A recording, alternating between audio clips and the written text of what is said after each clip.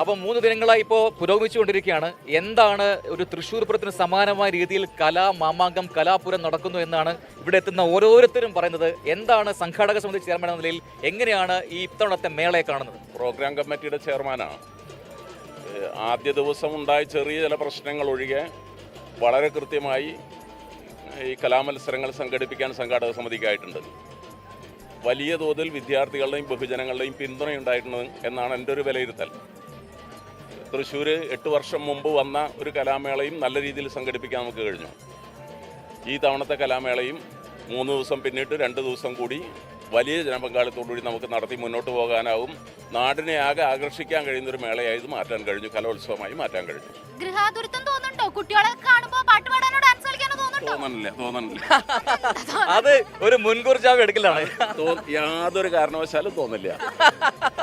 എങ്കിലും MLA ഒരു school കാലം ആലോചിക്കുമ്പോൾ ഇത്തരത്തിൽ എന്തൊക്കെ ഇനങ്ങളിലാണ് അന്ന് പങ്കെടുത്തത് അത് ഓർക്കാലോ. അന്ന് ഇത്ര ഗൗരവപ്പെട്ട രീതിയിൽ കലാമേള വന്നിട്ടില്ലല്ലോ. എങ്കിലും ഈ പറയുന്ന രചനാ മത്സരങ്ങൾ പ്രസംഗമാണോ? ജില്ലാതല മത്സരങ്ങളിലൊന്നുമല്ല, പ്രസംഗമല്ല, നാടകമായിരുന്നു. അടിപൊളി. അന്ന് പങ്കെടുത്ത ഏതെങ്കിലും നാടകം ഓർമ്മയുണ്ടോ MLA? നാടകം 2-3 ഉണ്ട്. അതിൽ ഡയലോഗ് ഇപ്പൊ പറയാൻ കഴിയില്ല. ഓക്കെ MLA, അപ്പൊ എന്തായാലും ഇവിടെ എത്തുന്ന എന്റെ MLA കൂടിയാണ്. എന്റെ നാട്ടുകാരൻ എന്നുള്ള തരത്തിൽ തന്നെയാണ്. ഈ പറയുന്നത് നാടക രംഗത്തൊക്കെ ആയിരുന്നു സ്കൂൾ കാലത്തെന്ന് പറയുന്നു. ഗ്രന്ഥശാല എല്ലാം ഉണ്ടായിരുന്നു. ഗ്രന്ഥശാല പ്രസ്ഥാനത്തിന്റെ ഭാഗമായിട്ട് സജീവമായിട്ട് ഇടപെടുന്ന ഒരാളാണ്. ആള് പഞ്ചായത്ത് പ്രസിഡന്റായിട്ട് വന്നിട്ടുള്ള ആളാണ്. അങ്ങനെ MLA ആയി മന്ത്രി അങ്ങനെ വന്നിട്ടുള്ള ആൾ കൂടിയാണ്. അപ്പൊ എന്തായാലും ഇവിടെ എത്തുന്നവരെല്ലാം പറയുന്നു പൂരം പോലുണ്ടെന്നാണ്. തൃശ്ശൂർ പൂരത്തിന് സമാനമായ ഒരു കലാപൂരം എന്നാണ് പറയുന്നത്. തീർച്ചയായും പൂരത്തിന്റെ ഒരു മിനിയേച്ചർ അന്ന് ഉദ്ഘാടന പരിപാടിക്ക് ദിവസം തന്നെ മേളം ഒരുക്കിയിരുന്നു. അതിനോടൊപ്പം നാടാകെ ഉത്സാഹത്തിൽ പങ്കെടുത്ത ഒരു മിനി പൂരമായിട്ട് തന്നെ ഈ ഉത്സവം മാറിയിട്ടുണ്ട്. നമ്മൾ ഇന്ന് MLA ഇങ്ങോട്ട് ക്ഷണിച്ചത് തന്നെ നമ്മുടെ ഒരു ഉദ്യമത്തിന് കൂടി സാക്ഷ്യം വഹിക്കാൻ വേണ്ടിയിട്ടാണ്.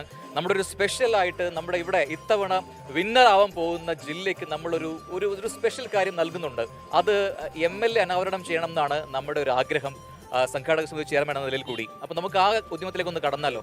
തീർച്ചയായും ഏറെ സന്തോഷമുണ്ട്. 24 ഇങ്ങനെ കഴിഞ്ഞ കോഴിക്കോട് കലോത്സവം മുതലായിരുന്നു തോന്നുന്നു പ്രൈസ് കൊടുക്കാൻ തുടങ്ങിയത്. ഏറെ അഭിനന്ദനാർഹമായ ഒരു പ്രവൃത്തിയായിട്ട് ഞാൻ ചടങ്ങിലേക്ക് കടന്നാലോ?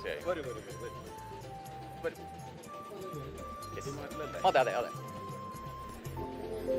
യെസ്, 64ാം കേരള സ്കൂൾ കലോത്സവത്തിൽ ഓവറോൾ ചാമ്പ്യൻ പട്ടം നേടുന്ന ടീമിന് 24 നൽകുന്ന 24 ചാമ്പ്യൻസ് ട്രോഫിയാണ് പ്രേക്ഷകർ ഇപ്പോൾ കാണുന്നത്. UGS ഗ്രൂപ്പ് സ്പോൺസർ ചെയ്യുന്ന 24ന്റെ സ്നേഹ സമ്മാനമാണത്. ഇതായിരിക്കും ഇത്തവണ ഓവറോൾ പട്ടം നേടുന്ന ടീം നേടുക. അത് ഏത് ജില്ല എന്നറിയാനുള്ള മണിക്കൂറുകളിലേക്ക് നമ്മൾ ഇനി കടക്കുകയാണ്. ഈ 2 ദിനം കൂടി ഉണ്ട് ബാക്കി. അപ്പോൾ അത് കണ്ണൂരായിരിക്കുമോ, കോഴിക്കോടായിരിക്കുമോ, അല്ല തൃശ്ശൂരായിരിക്കുമോ, പാലക്കാടായിരിക്കുമോ എന്നൊരു ഉദ്വേഗം ഇങ്ങനെയുണ്ട്. MLA പ്രഡിക്ഷൻ ഉണ്ടോ?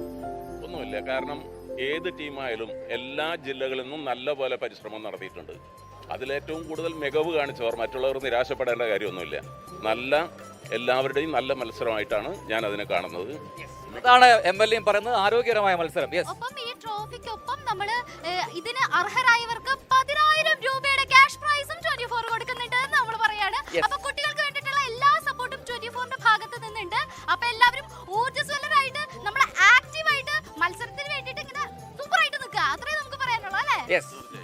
UGS ഗ്രൂപ്പാണ് 24ന് വേണ്ടി ഈ ട്രോഫി നമുക്ക് സമ്മാനിച്ചത്. അപ്പോൾ ഇതാണ് പ്രേക്ഷകർ നേരത്തെ കാത്തിരുന്ന സസ്പെൻസ്. അപ്പോൾ ഏത് ടീം ഇത് അടിക്കും എന്നറിയാനുള്ള ദിനങ്ങളിലേക്ക് നമ്മൾ വൈകാതെ കടക്കുകയാണ്. Thank you so much MLA വന്നതിന് നന്ദി. ലോകത്തെവിടെയായാലും ഏത് സമയത്തും 24 വാർത്തകളും ഓഗ്മെന്റഡ് റിയാലിറ്റി പാക്കേജുകളും എക്സ്പ്ലെയിനറുകളും വിശദമായി കാണാൻ ഞങ്ങളുടെ YouTube ചാനൽ നിങ്ങൾക്ക് സബ്സ്ക്രൈബ് ചെയ്യാം.